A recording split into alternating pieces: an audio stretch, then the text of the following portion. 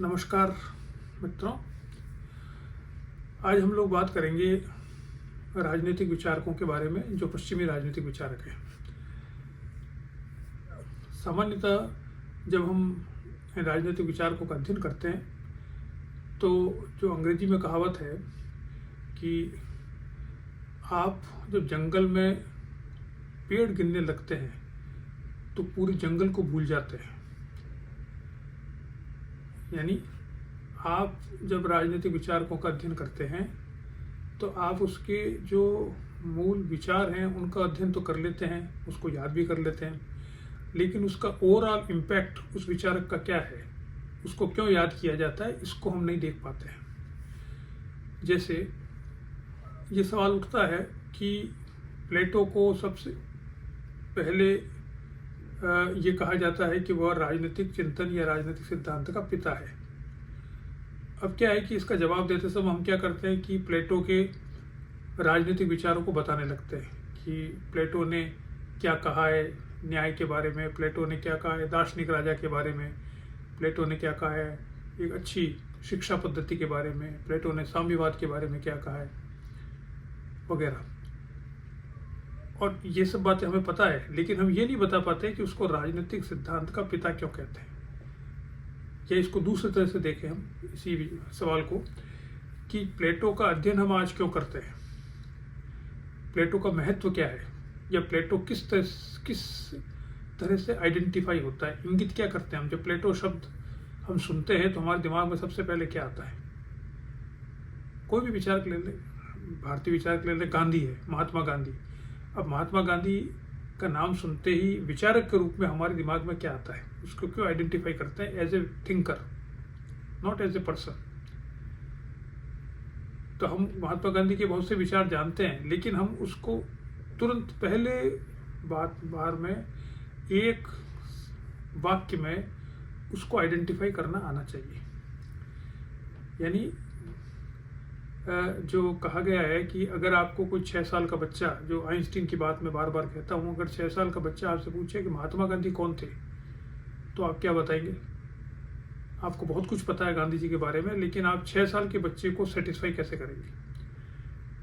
वही सवाल आता है कि आप कोई भी व्यक्ति, चाहे वो इंटरव्यू लेने वाला व्यक्ति हो, चाहे वो समाज में हम बातचीत करते हैं, कहीं समारोह में, कहीं पे मीटिंग्स में हम बातचीत करते हैं, तो हमें बिल्कुल क्लियर स्पष्ट रूप से पता होना चाहिए कि कोई व्यक्ति क्यों जाना जाता है।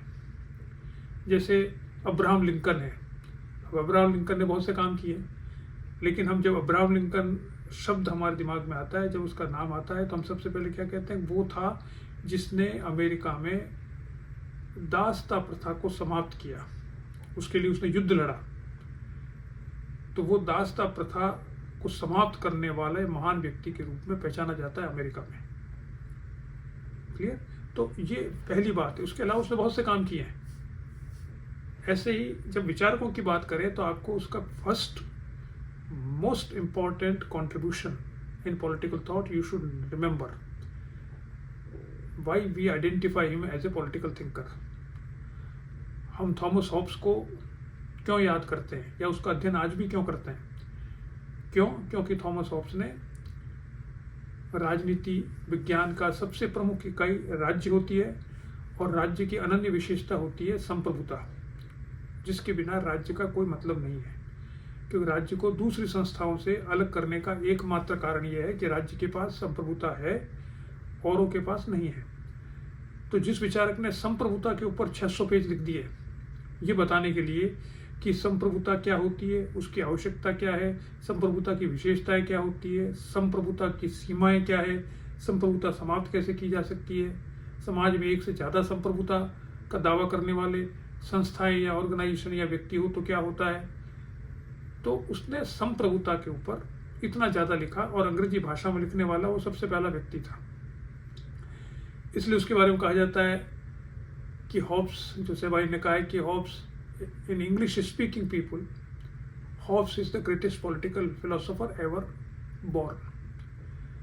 वो अंग्रेजी बोलने वाले, अंग्रेजी लिखने वाले लोगों में सबसे बड़ा राजनीतिक दार्शनिक है।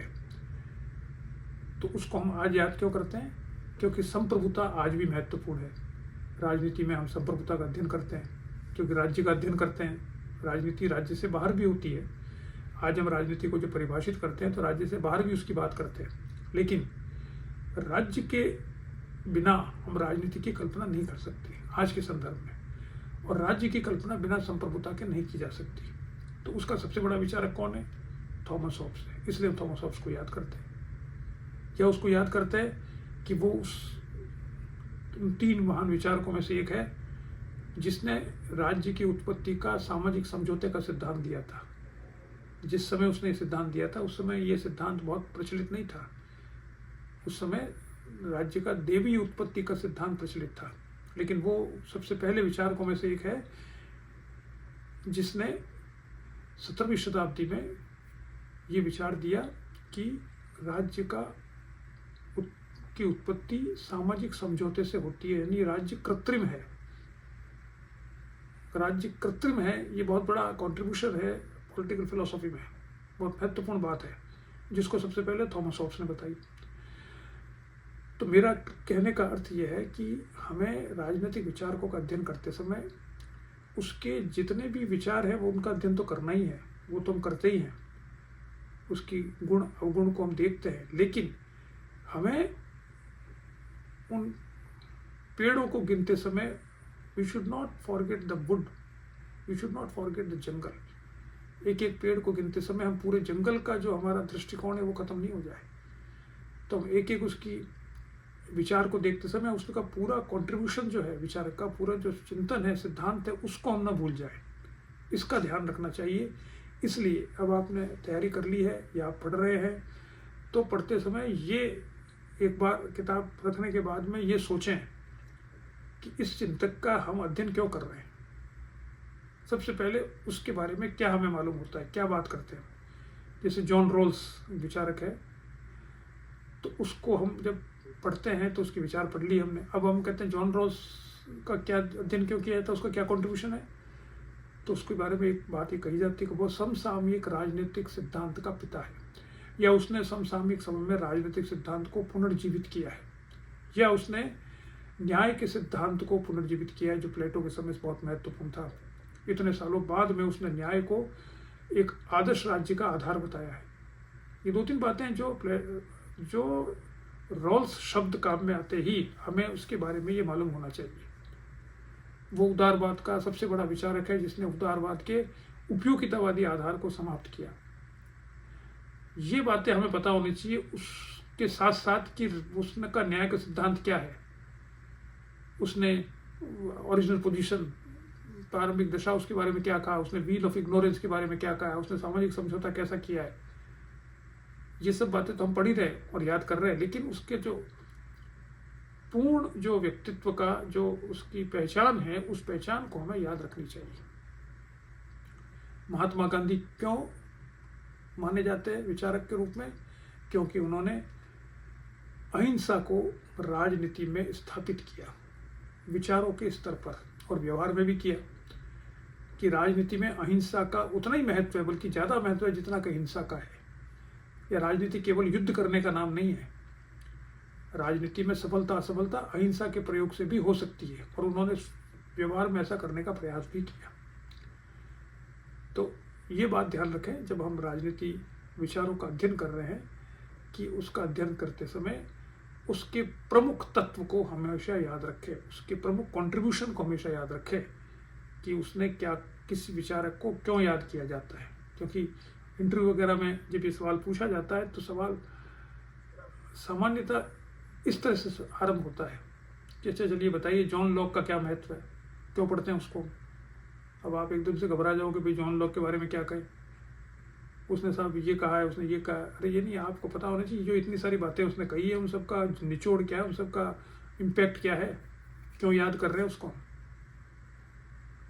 तो ये बात ध्यान में रखिए कि विचारकों का अध्ययन करते समय किस विचारक ने कौन सी बात कही है जो जिसके कारण से वो आज भी जाना जाता है। सबसे पहला फर्स्ट जो इम्पोर्टेंट इसका कंट्रीब्यूशन है, that we should remember, and then we can elaborate what he has done, what he has said. ठीक है, चलिए इतना ही देखते हैं आज। नमस्कार।